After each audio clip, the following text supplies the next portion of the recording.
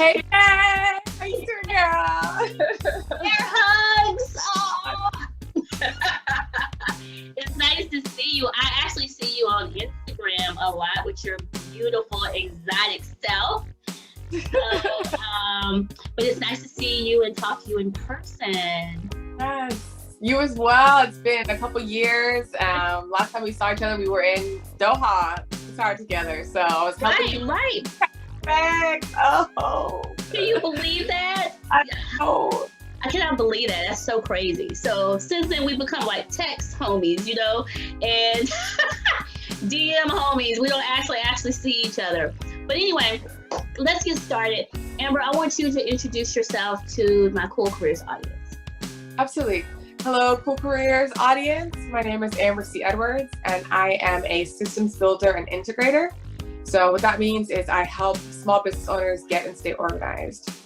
Usually I help other people, but I decided to create a course that helps Black women move overseas.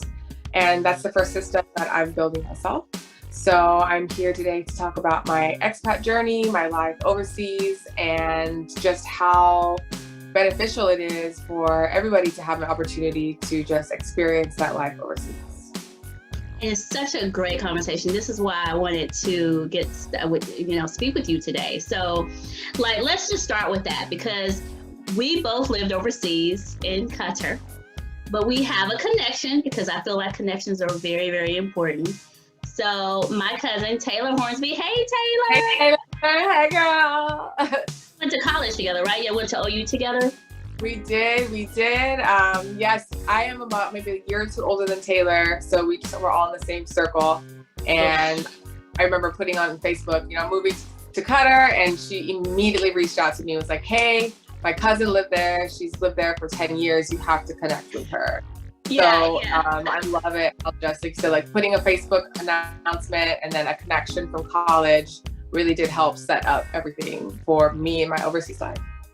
Now, before we walk through your career journey, I feel like, relationships, connections are very important to people's careers and what they're trying to do. Why don't you tell us about how relationships have been important, either through a story or, just your own viewpoint? Absolutely. I mean, my entire career was really based off of relationships. Taylor's really good friend, Nicole Lynn, was working and interning at the NFLPA. And I had known her since college as well. She had known what my vibe was, what I was trying to do. Back in those days, I was working in sports, and I had a heart for nonprofits as well. So my goal was to get into community relations. And having worked in the athletics department at OU, having worked for the Thunder, I just really got an opportunity to see athletes giving back and seeing how that really did impact communities.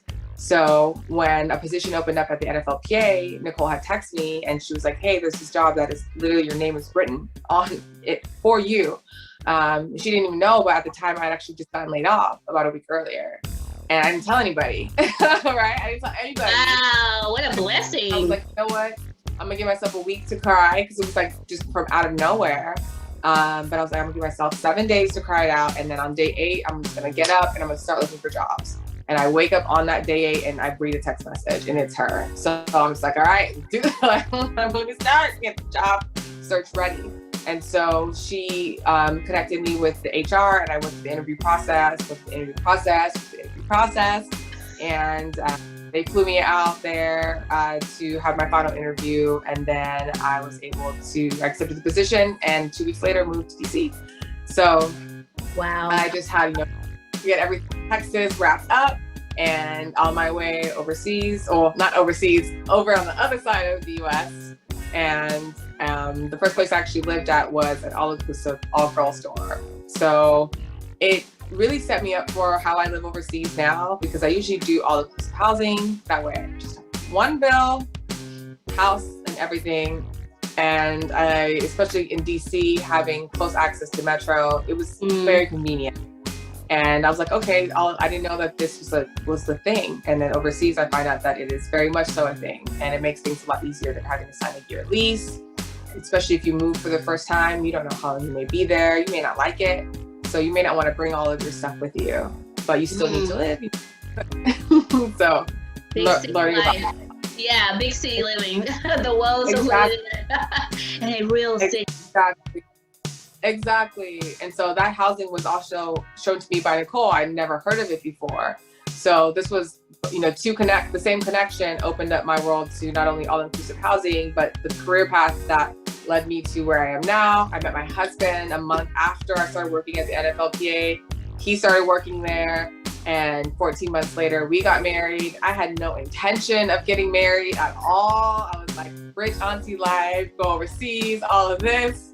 And a month later, he hooked up. So it's really interesting that connections, how they really can change your life, and just being able to nurture those relationships and focus on those, because that's really what matters at the end of it. Anyone can do the job, but it's the relationships. When you grow with people and they're in positions and they know about things, they're going to be like, hey, this is something that would actually be really good for you. You would fit perfect. Let me connect you with these people because they're looking for somebody like you. And it just kind of creates this beautiful symphony. So I love that. Connections are great. They really are. It's a part of everything. Like my program, we have 7 steps, but it's the ACE 7 method, which is like the name of our company as well. So analyze, connect, expand in 7 steps. So the C, the connect, is the part of it all. I love it. I love your acronym. I love how there was a lot of harmony. I can definitely, I believe you. I believe you. And yes, that is my mantra. I feel like relationships are so important. That's why I start off most of my conversations this way. So how was your Qatar experience? Oh, amazing. I mean, clearly it was fantastic. You were great. You introduced me to a group called Brothers and Sisters of Qatar. And you put in, hey guys, I do sew-ins. Anybody get some fresh weave? I did a bit of research. There was no Black Americans with done hair in Doha. So I was like, oh, I'm the only one. Why not? Let's just try it out. It was a side hustle that I had in college.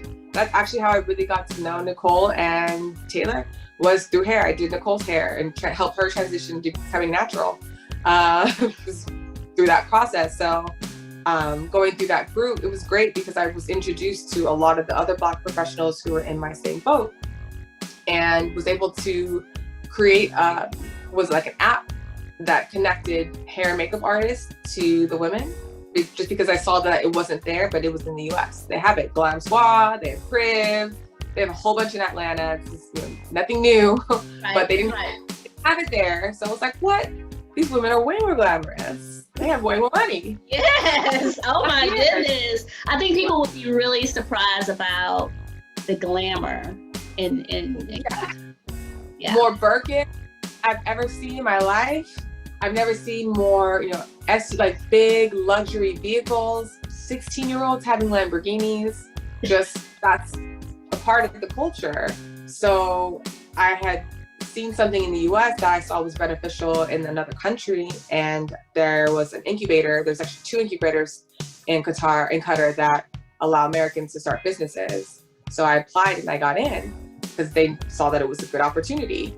So it was really great. I just kind of saw things that were available and I just tried it because why not? I couldn't get a job legally because my company that my husband had worked at, initially they said that they were going to handle the residency visa. But when I got there, they just like, nope, we're not. Yeah, that happens all the time. Yeah, like, okay, well, what am I going to do? I can't get a job, so I have to create something. And being an American, it was easy to create something there. So I definitely utilized that US privilege because it was really my only option. And I just kind of created a career there. It was the first time I'd ever done that. I'd always worked for other people, but in Qatar I couldn't. So I was like, all right, well, do I go to Starbucks at the Bellagio every day? Like, that doesn't work for me. I can't do that. For some people, that's great. I wish I had that just kind of like, maybe I should have taken a break, but I was like, no, I need to create something. I can't just be here all day. Yeah, you just ran with it. I'm like, you go, girl. You better work. And I think that's amazing. You're so creative. And I think that this is why this type of platform is really, really helpful to people, because there's lots of people with skill sets. And maybe they don't know how to merge them all together. And so just, hearing you talk about merging all of your talents into one space is a very beneficial thing. Like, I'm like, oh man, I know. It's like an amen corner over here. No, that's amazing. I don't like doing. I don't want to go to work every day and not enjoy what I do. And if I have a chance to create what I do, then I might as well enjoy it. Right. I'm gonna create anything I'm naturally talented at, because I already know it's easy. Having to run a business is hard enough. So then I don't want to have to add on another task or another hard skill of actually accomplishing the task. I need that to be something that I can do with my eyes closed. I have to run operations and marketing and all this. So doing the tasks needs to be easy as possible for you, girl. Oh no, you make it look really easy too. So I think that's quite impressive as well. I know it's not. I know. That's why you're here, to tell everybody what it's like. Yes. Every day I'm like, oh, I quit. Every day I quit. Every day you quit. Every day. I love it. Possible. Every day I wake up, yes. And then I'm like, I'm done. So the next time I see you, you're gonna have a printed t-shirt that says, every day I quit, every day I restart. Yeah, exactly. Every day. And that's just kind of what comes with being an entrepreneur. It's a lot of this. Right, it's cyclical for sure. It is. It compounds too. So just keep going, because it's gonna shift up. It always does. That's just the rule of nature of life. Things compound. So if you keep going, it took me 3 years before I made like an actual profit. 3 years of taking an L, believing in myself, of investing, of doubling down, of trying things, tried it. Oh, didn't work. That didn't work. Oh, try it. Nope, that didn't work. Okay, let me piece this together. A lot of relationships that we thought was peace and turned out to fizzle. A lot of me having to do things myself, and now realizing, okay, now I'm ready to build and have a team. So just, you're gonna try things, and you're gonna want to quit every day, but just feel the feels, and then continue on with your day and just keep moving forward. Because it's gonna feel weird, it's gonna feel uncomfortable, but it should be. You're growing, and nothing about growth is easy. Like getting new teeth, it hurts. Your hair grows. When you get the new growth, you get crying, it hurts. Like it's That's right. Yeah. That's right. It's gonna be comfort, but it's not. Discomfort comes to an end, and then you see the beautiful length, and you're like, oh, it was worth all of the discomfort. No pain, no gain. That's serious. Exactly. It goes away. It's not forever. Like I say, it's not like pain is chronic. That means if it's on pain, it's pain. But this discomfort, it comes and it goes, and then you enjoy the moments that you're like, yes, I accomplished the goal. Check, and then move forward. So how did you get from Qatar to the West Indies? My dad is Antiguan, so I decided that I wanted to get my dual citizenship pretty early on in age. And after I got married, my husband, he's lived overseas, I think about 8 countries by then, about 10, 15 years. Hey! We were both okay with going overseas. And after Qatar, we were just like, well, where next? And it's like, well, let's go get your passport. So we went to Antigua to get the passport. And we ended up enjoying it. We met so many people from the beginning. We met the Prime Minister 2 months into getting there, and just kind of saw the same thing I did in Doha. I saw where there was an opportunity to utilize my past skill sets, and that was in the travel industry there. So I ended up creating a way to systemize travel to Antigua. So same routine, same everything, just saw what was needed. Yeah, just different location. Exactly. I literally copy, rinse, repeat the same pathway. And it looks different because it's a different country, but it's the same. I literally took the same steps. So tell us about Blacksit. Is that how you pronounce it? Is it Blacksit? Yeah, so my course is called 30-Day Blacksit, and it teaches Black women how to move overseas in 30 days. Actually, I've had 3 of my students moved in 5 days. So that was quite a whirlwind from the UK. It was, you guys will see, I'm gonna interview them once they finish wrapping up the course. But yes, that was intense. The UK had said that they're going under lockdown and that school was going to be virtual for the rest of the year. So they called me up on that Monday and they're like, all right, let's go. We want to be out on Saturday. So no need to be here anymore.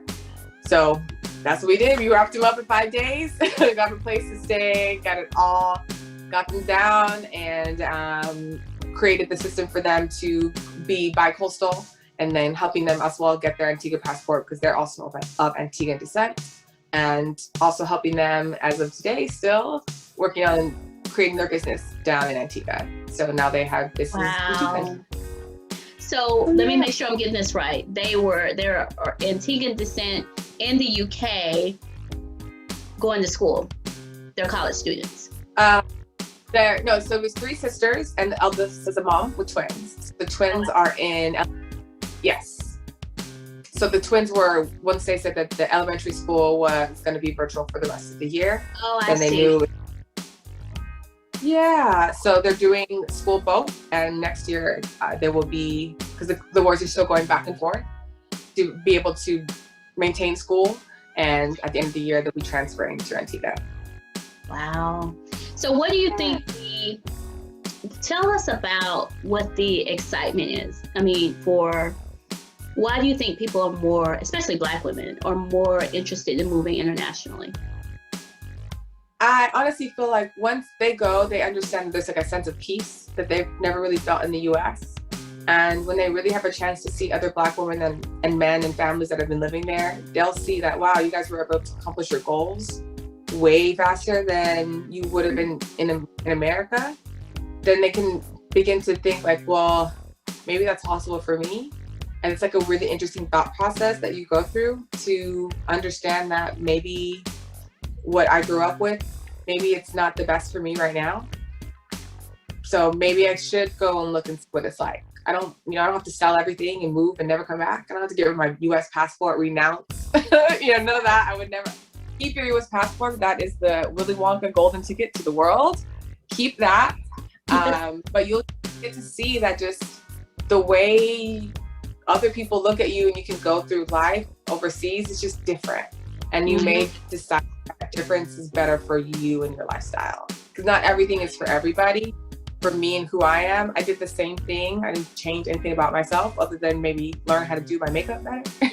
And then I went to Qatar and became a full model. I had a 6-page spread in Grazia, Arabia after being there for 3 months. I didn't know that. That's awesome. Yeah. And Like, you modeling does not surprise me. I don't know why you're surprised by that. In the US, I'm 5'6" and a half. 5'7" is the cutoff. So I could never even do it just because of my height. But in the Middle East, the height wasn't an issue, it was the look. So my same look was exotic over there. And over here, it's not exotic. They look more exotic and I'm the exotic. Exotic. Right? So it's yeah, you just see things are a little different and you see like, hey, the life that I want to live, it would work better over here. And that's it. And once it doesn't serve you anymore, you can come back to the US, you can go try another country. Why not? That's why you have it. People are like, my ancestors, they didn't fight for this land for me to leave. I was like, yes, they did. They fought for this land so that you had the choice to do what you wanted to do. And if that was to leave, then you can leave because you're American. Whatever that means. Yeah. It's your choice. If your choice is to go, then go because you can. You're looked at as an American, so you can go. If your choice is to stay, then stay because you can. It's your country. But you have the world, and I think that's people. We just need to see the world because you get to see that just we're all in this together. We all really do go through like the same collective life experiences. Mm-hmm. And when you see it as a minority, for real minority, it's kind of like, wow. It just, I don't know. It's hard to explain. I can never really explain what it's like living overseas. It's just refreshing is what I would always just say. It's just like a breath of fresh air, and just like I could like drop my shoulders and just be like, oh, just like, yo, just like I could breathe. It's like, there's no one word that describes the experience, but I definitely Even in our laughter and our making fun of the visas and transitioning and all of that, it still was an amazing experience, and I would do it over many times. In fact, I've told my husband many times, if they call him back, we'll go back, because that's how great the experience was. And I like it for other reasons too. I'm a mom, so I see it from a different vantage point than even you. So it's so refreshing because you came with no kids. And right. So Scott and I always wondered if we would enjoy it as much without kids. And so to see other families come without kids, it's like, well, maybe so, maybe we would, but it's such a family-focused type of country, and it's very targeted to kids and making everything enjoyable for kids.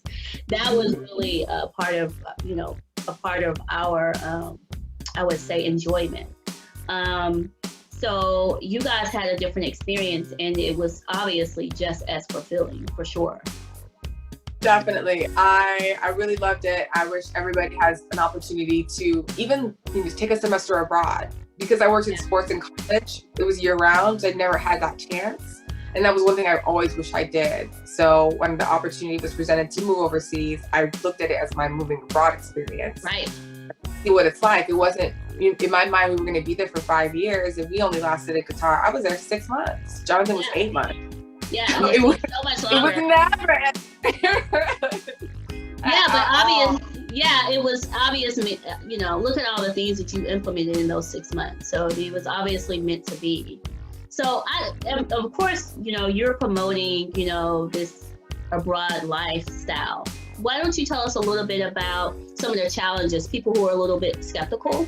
What are some of the kind of challenges? Are people asking those type of questions? What are my concerns? What kind of barriers are I'm gonna, kind of encounter? Absolutely. So each country is different. And then even within the country, depending on how big it is, the cities are different itself. So I really try to focus with people, like, what are your non-negotiables? What are things that you cannot live without? That you literally, that you need every day. What are those things? And let's try to put you in a place that has that, versus putting you, trying to fit a square peg into a round hole. So I'm like, well, I would rather put you in a place that, based on your non-negotiables, is more in line than I want to go to Paris. Okay, you want to go to Paris, but you also say you don't want to be in the cold. So why am I, It gets really cold in Paris, I promise. For most year, and if that's the case, okay, I really want to go to Paris. Okay, great. We'll go for the summer. So there are months that are just warmer. Those are the months that we'll go. But for the rest of the year, you've got to pick somewhere else, because if you say that your cold is the number one, I, in my good conscience, couldn't put you in a place that is cold all the time, because you wouldn't even feel comfortable enough leaving your house to go explore, because it's cold. I get it. Hey, if it's cold, I'm not leaving. If you need good Wi-Fi, then that's great. We're going to make sure to put you in a place that has solid Wi-Fi. And every country has a location that has good Wi-Fi. So if you want to go, Costa Rica, fantastic. I'm not going to put you in the hills in the country in Costa Rica. We're going to put you in the suburbs where all the rich people live, because they need good Wi-Fi. That's how they operate and run their business. So it's just, finding what are the things that you can't live without, and then putting them there. And then at that point, we're able to determine, okay, these are the expectations for that country. Maybe in this country, the people are a little bit more harsh with their tone. It's fine. Try not to take it personal. This is just how they speak. So if you look at it like this, then you'll be able to understand it better. But if you go into it and they're very hard, in German, it's very harsh. And you can maybe sound like they're yelling at you, and you're like, yo, are you yelling at me? And then you're like, no, they're just saying hello. But it's like, just like, calm down, So, but if you don't know that, if it in your mind, oh, I'm from New York, and if you're gonna come at me with that tone, and it's a fighting word, then now there's a simple tone, knowing that causes a disagreement, an argument, but you just didn't know. So it's really tough. I can't say overarching, this is the one hard thing you're gonna have. There really is one. Language will be the most difficult thing, because English is not English everywhere. American English is American English. And even in America, English is not English everywhere because you got Southern We words. live in Texas, right? Exactly. It's different from New Orleans, which is different from the West Coast or the East Coast. You're right. Exactly. You're right. So you can't expect now English of all the world to be just like American, which is not even American English. It's English to your region. So just, take your time, go slow, try to listen, and speak slowly as well, and try to use as little words as possible. That's my one tip.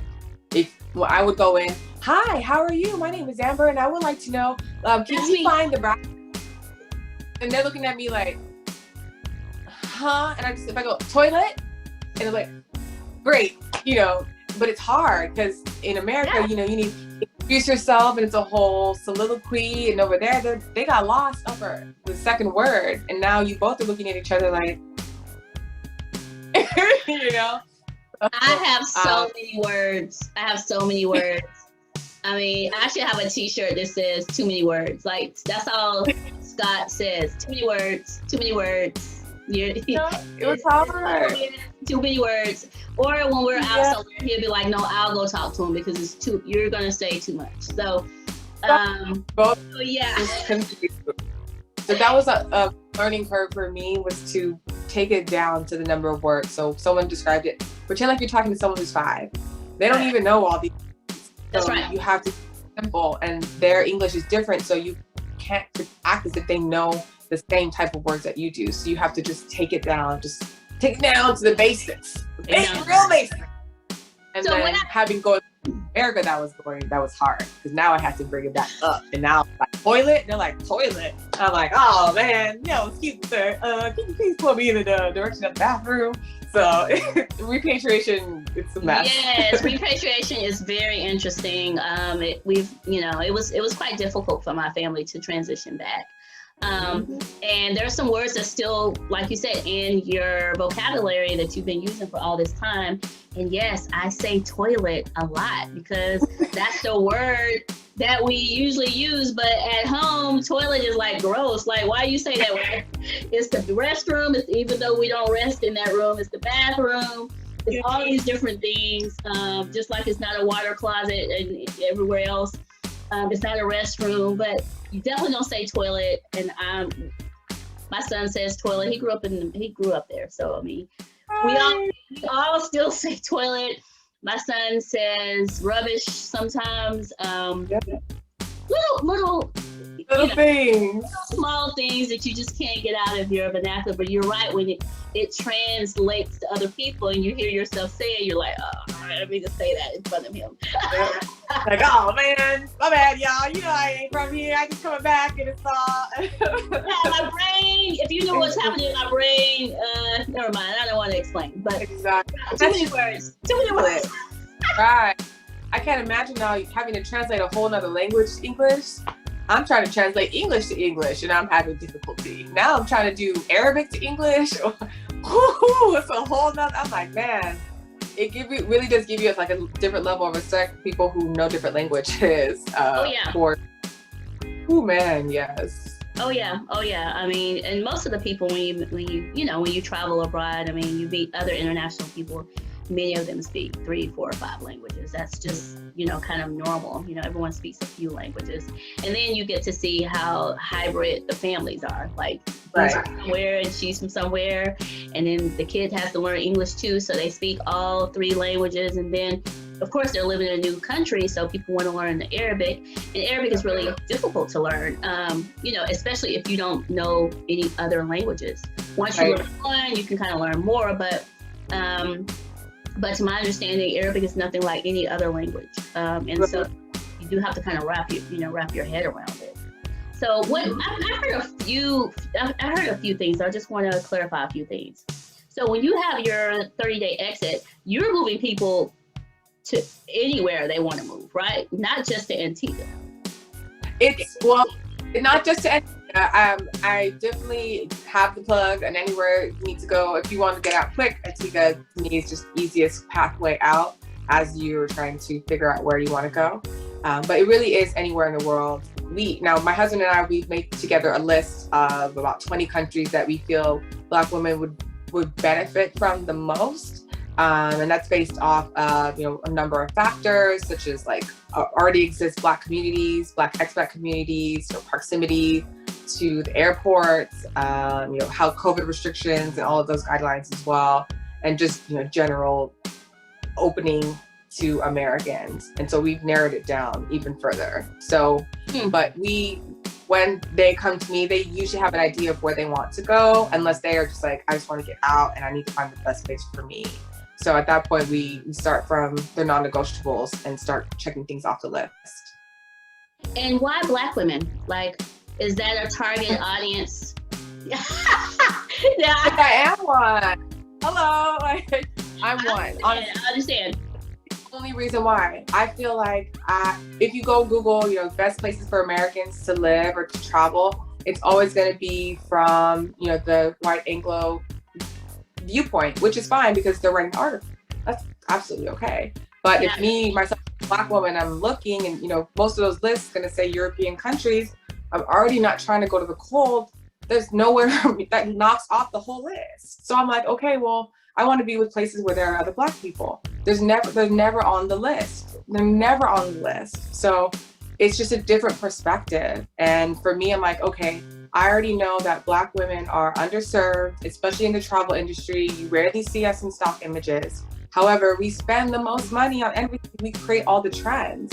So if we don't know that other Black women are out there living overseas, then why wouldn't we know to do it? So that's really the only reason. I am one. I'm speaking on my experience of other Black people in my group. And I can just say, like, this is where you'll be able to get that Black experience. I can't tell anybody else what that would be like for their culture because I don't have that experience. Right. We have the Black experience. I can't tell anybody else. I'm like, if you were looking for that experience, I couldn't tell you. I'm like, let me connect you with somebody who can.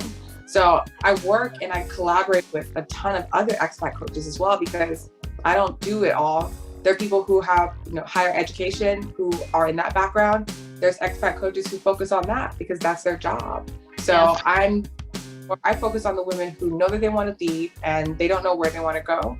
And they don't know if it's a long time, if it's a short time, but they're hopping around and finding the best place for them until they find that home. And then at that point, they're starting the process. But no one is coming and moving with all of their stuff initially. It's a process as they're finding the best place. And even if they have an idea of where they want to go, they still haven't lived there. So now it's going through the process. So with the course, it's the first 30 days in preparing for moving overseas. So we wrap up everything at home. What is your job situation like? Can you work from home? Can you work overseas from home? Do you need to get a new job? Do you need to get a remote job? Are you working for yourself? Do you have a side career and you're going to decide, I'm moving and I'm going to focus on that and give all of my time and attention to that while overseas? We wrap all that up because depending on what it is, everyone is different in their life. We pack. So the last week, we're getting all your stuff packed up. So I'm telling you, nope, leave that. You're going to the Caribbean. Everything that's Black, leave it at home, unless you want mosquito bites. I don't want to hear it. So we're creating the outfits. So if you have a business and your colors are for your brand, I'm getting all of your clothes together that are within those brand colors, because if you're going to be taking content pictures, well, you want it to look good on your Instagram feed. So let's get you clothes that are within your brand scheme. It makes it easier to pack. And because everything's in a match now. So you pack less clothes because it makes a match. So we get all that together. I even mail them things that have helped me move. So little cubes, little packing things, little spoons and stuff like that. Mm-hmm. Things that have helped me along the way. You get that in the mail. So woohoo, get stuff too. Every time you pass, get more stuff. We pack, we get you going. And then the first month that you're there, you have access to me just as much. So everything that we do is through WhatsApp, because WhatsApp is how the world communicates. And those first 30 days, I'm talking to you every day if you need to. If you need every other day, if you need every week, if you don't even talk to me at all, you're good. But I'm there for you in case you ever anything needs to make, a weekend, you're like, I hate it here, I want to go somewhere else. Okay, no worries. I've already trained you. It sounds great for someone who's already lived overseas. I would say that we are seen differently everywhere you go. So I would think it would be really important if you are a brown person. to really get a sense of what you're going to be, how people are going to perceive you once you get there, because that's really important. And someone that is not brown or Black may not actually think about those things or know anything about those things. So I think that is really, really important. It's summer, so people are going to be wanting to know like what's happening. People are getting their vaccines. People are going to get back on planes soon. People are going to be contacting you just because this is the element of having two passports, living, going in and out of the country whenever you like, moving here and coming back. Just being more fluid globally. I think people are much more interested in this. Is a conversation that, I have a lot of conversations with people about just because they know my experience. Mm-hmm. So why don't you tell everyone how to reach you and yeah. Absolutely. So Instagram is probably the easiest way. If you're interested in moving overseas, we'll get on the phone and I can learn about your relocation journey and your desires and your goals to see if I can actually help you. And then if we can jump in the course together and we can get you moved out in 1-2 months, 5 days if you need it to be, because it's definitely possible. And you have someone there that can be there to help you. And that's really what I'm here to do, is just to be that sounding board to help you feel more comfortable with it, because you're going into something that you've never known and seen. So it just feels a little less discomforting when you have someone that knows what to do and that can connect you with people there, so that you're going into it, walking into a family.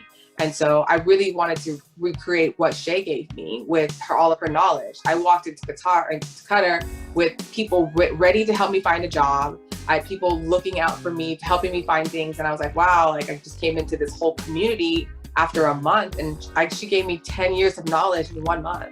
So I wanted to do the same, because I was like, for what I was able to accomplish in 4 months, I modeled, I got accepted to an incubator to build an app. And that was in 4 months, that was it. I also had a runway show. I walked in a runway show that was a Russian and Qatari collaboration. Amazing. So all of that in no time. So I just wanted people to understand that it definitely is possible, and having somebody there, it helps it a little easier. You don't need to do it with somebody. There are people like Shay who have done it on their own, and there are people very type A like myself who just want to figure it out and I'm gonna do it. But some people just know, I want to walk into it and I want to know what to do, and because I have other things that I need to focus on, and I don't want my having to learn a whole new environment to distract me from that. So It just depends who you are in your life. If your job allows you to work from home, why not work from home overseas? I had a beautiful view of the water. It helped during everything that was going on last year. It really did help to be able to get out and just go to the beach if I needed to. So take the time. Like an amazing opportunity. Yeah, I'm sure people are going to be very interested in this. Thank you so much for spending this time with me. And I just want to give you, you've given me a lot of grace and thank yous. Us sharing information has just kind of come the basis of our friendship. And I really appreciate you. You've really helped with, my administrative process with just doing the podcast and helping me create a look for a Cool Careers podcast. You've been very instrumental, and you're very much woven into some of the things that I do on a day-to-day basis. So thank you so much, and I appreciate you just like you sound like you appreciate me, and I greatly appreciate you. And I can't wait to come to Antigua and hang out with you guys. So thank you. Thank you so much. We'll talk again soon. Bye-bye.